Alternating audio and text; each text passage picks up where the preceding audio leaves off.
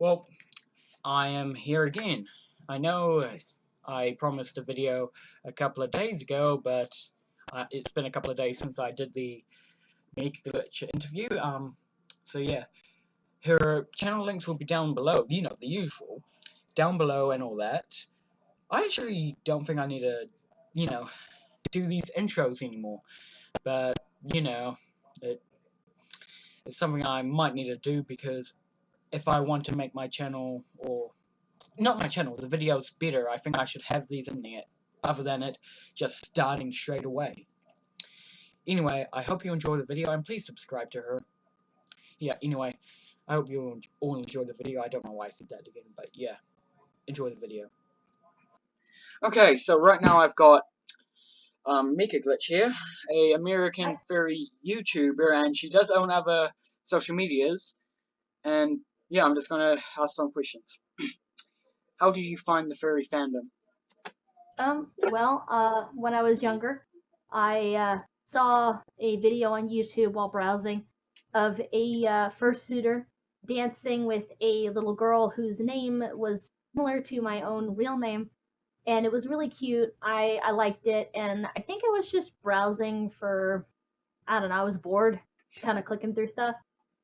And I looked at the suit and I said, I can make something like that. So I went to my grandfather and said, hey, can you help me make something like this? And he said, sure. What do you want to make? And I was like, I'll make a cat. And I did. My first character that I ever really designed was a white cat named Patches with pink hair. Um, the first suit was kind of a disaster, but essentially it was the first step into fursuit making. And then as I was going through college at the time, I started to be able to branch out and meet more people. I didn't run into any furries until I went to a local convention called Comic Palooza, which had a furry meeting in it. So I went up there in second suit that I had made in like, I think it was like 7 days, 8 days, something like that. It was pretty good for how quickly I made it. I met up with them. They gave me the contact information for the local group, and from there on, I just kept improving my suit making, kept improving my art, made more friends, got rid of some toxic people in my life, and ended up here where I am today. Okay, what were your first thoughts on the fandom? I loved it instantaneously. It was a way for me to be able to escape the harsh realities of life, but at the same time honing the skills that I already had in innate talents that could allow me to be more creative, allow me to express myself more, allow me to get out my emotions, and allow me to really feel like not only can I shape this into a character I'd want to be, but at the same time, I can become the person I feel I should be through that character. Okay, well, and also I might know who the person that you were looking at was. Telephone, because I saw that video as well. Yeah. How did your family and friends react to you being a furry? When you told them? The first thing they were asking me is, well, you're making these suits, right? And I said, yeah. Well, could you like maybe turn that into a business? And I was like, yeah, I probably could. There's a lot of people who've already turned it into a business. I've done the research. And they said, well, then go for it. And I said, okay. So they feel like it's an awesome thing. And because I'm able to turn it into a business, and I have, I'm able to push myself into a career that's a bit unusual and unique, but it still allows me to do the thing I love. Now, I have had a little bit of a struggle with my parental unit, one in particular, that just really wants me to push to make money. And me and that person have never been eye to eye.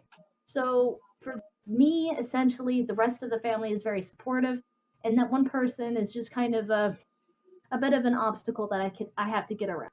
Okay. And obviously, there's just only so much you can do. But for the most part, my family's been supportive, especially my grandfather, who I honestly, without him helping me make that first suit, I don't think I would be in this fan. Okay. What is your sexuality? Well, it's a little bit more than just a sexuality. So what I fall under is the asexual spectrum. Asexuality is defined as not having a real physical lustful attraction to anyone, but there's more to it than just not taunting anybody or being like, for example, choosing not to have sex with anyone. Like for example, me, I'm demisexual. It could be interchanged with gray sexual, and that is like we sometimes feel a desire for certain people, but it's only based on a personality, and most of the time it's based on a personality that we feel connected to.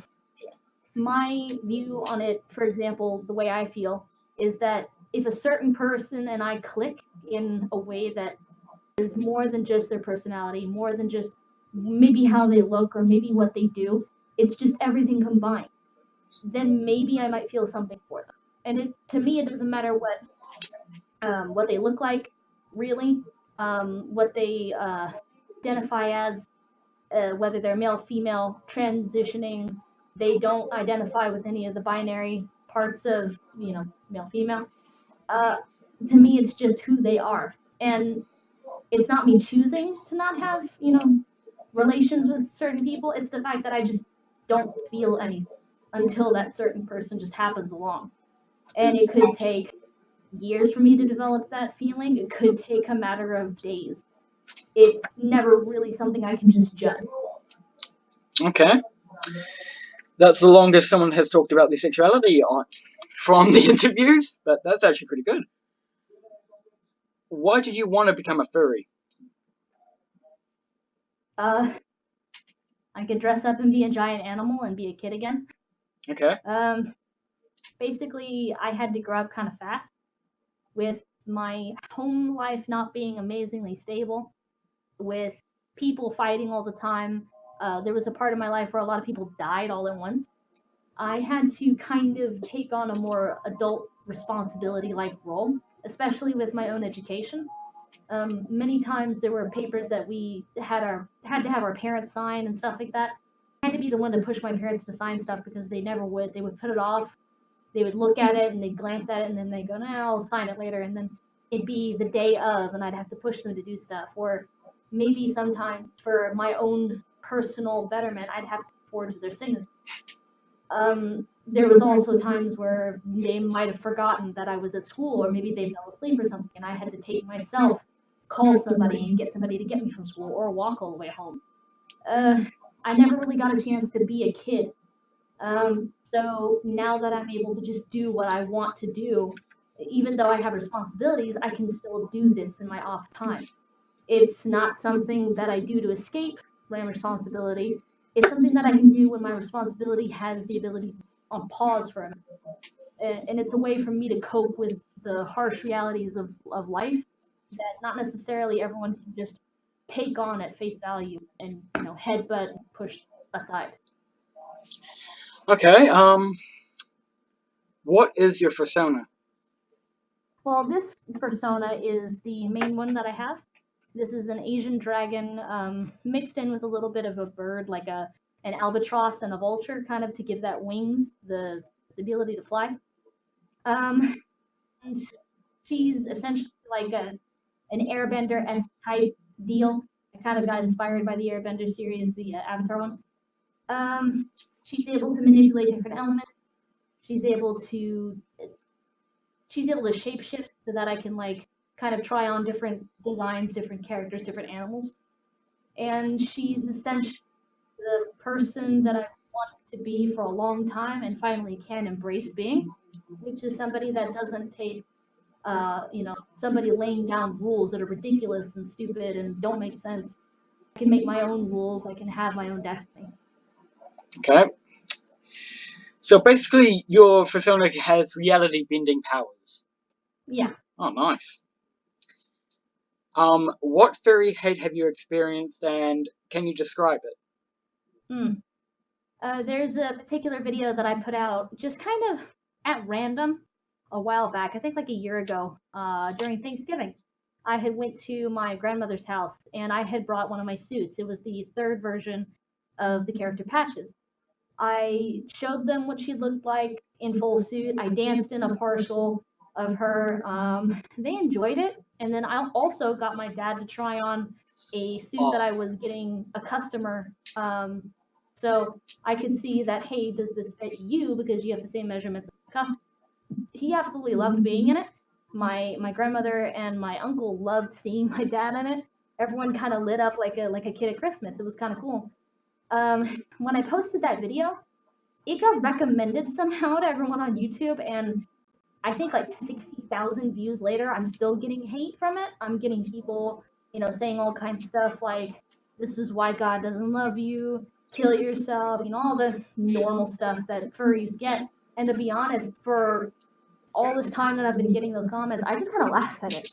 People are wasting their time typing away on their keyboards, thinking that they're going to bully me into something, and I'm just kind of like, I've seen all this on everybody else's videos, and it doesn't even affect me because you're not the scariest thing. You're sitting there behind a screen thinking you can hide and just throw insults at me. But the scariest things are the things I can't get away from. The things in here, things in here, things over there, things over there. My personal life is far worse than anything anyone can type on a keyboard and send to me on a YouTube comment. Okay. Is anyone else in your family a furry? Well, technically, my grandfather is an honorary furry because he has his own Sona. He's a bald eagle jaguar griffin. Mm-hmm. And I'm in the process of designing that one now so that he can have something kind of to have art of us together, which is kind of cool. But otherwise, not really. I mean, my dad has a Sona too, but doesn't use it. He's just kind of like, oh, that's kind of cool. If I were a thing, I'd be that. And that's about it. I mean, they don't actively participate in the fandom. They just love seeing what I do. Okay. Oh, come on, hurry. Who made your fursuit? I know that's a stupid question. Not really. I made my suit. It took me. Well, I started in 2014 and in 2019, so that amount of time, as far as I have. This one was completed, I'd say, a couple of months back. It's not 100% done. There's still some things I've got to do, especially the electronics, which I haven't been able to install. But, I mean, I never feel like anything like this should be something I should just take hard-earned money and just go throw at somebody. I know I can make this myself, and I've already pushed myself to the limit many times in different mediums. I figured this was just something else I could try my hand at, and I actually really love this. Okay. A lot of stuff I've tried. Nice. How long have you been in the fandom? Well, since 2014, I'd say mid-2014. Okay. So 5 years now. Oh, nice. What other fandoms are you in? Oh, God. Just the main ones. I'm your average nerd / geek. So anything more scientifically based, anything fantasy based, anything involving dragons. My favorite series as far as dragons go would be currently Game of Thrones. You have the Aragon series by Christopher Paolini. Let's see. There was a Dragon Rider series a while back that I loved. In Her Majesty's Service, the not as well dragon novel series. It's basically Napoleonic Wars, but with dragons as ships. It's kind of cool. Okay. Just anything that has anything to do with fantasy, dragons, shape-shifting, and moral gray areas. I like it when people explore the idea that maybe some ideas are good in principle, but when executed have horrible consequences, and then vice versa. Things that sound horrible, but put into practice actually do more good than harm. Okay. Which furries do you look up to? It's hard for me to say that I look up to anyone even outside of the furry fandom. There are people that I look to as far as my equals, as far as like an example, but I can't look up to anybody because I feel like a lot of the times I need to take my own destiny in my hands, my own learning in my hands. I can't really look up to any one person because many times they're just as flawed as I am. That's something that a lot of people don't understand, especially just in normal life when you have somebody like, let's put it out there, Dwayne "The Rock" Johnson. Everybody loves him, right? He seems like a perfect, person to just kind of like go, oh my God, you're amazing, your acting's amazing, you're hilarious. he's another human being like the rest of us. He's flawed. I've been one of those people that's never really been phased by celebrities. So it applied the same way with the furry fandom when you have people who are more popular. Uh, it didn't matter to me. Many of the times they just become good people to talk to and discuss it. So the furry that I look up to in a way is me. I look forward to when things succeed in my life, when things go right. I can look forward to how I've overcome all the things that have kind of pushed me down and tried to kick me in the dirt. I can't really look up to anybody else, but I do look forward to seeing everybody else and talking to everybody else and enjoying conversations and trading information, sharing funny stories, having a good time, and even in through the bad stuff, being there for one another. Because we're all in this together. No matter if you're furry or not, no matter if you're old or young or you're smart or maybe not all there, we're all in this together. Okay. Well, that's all the questions done. Thank you for your time, and yeah,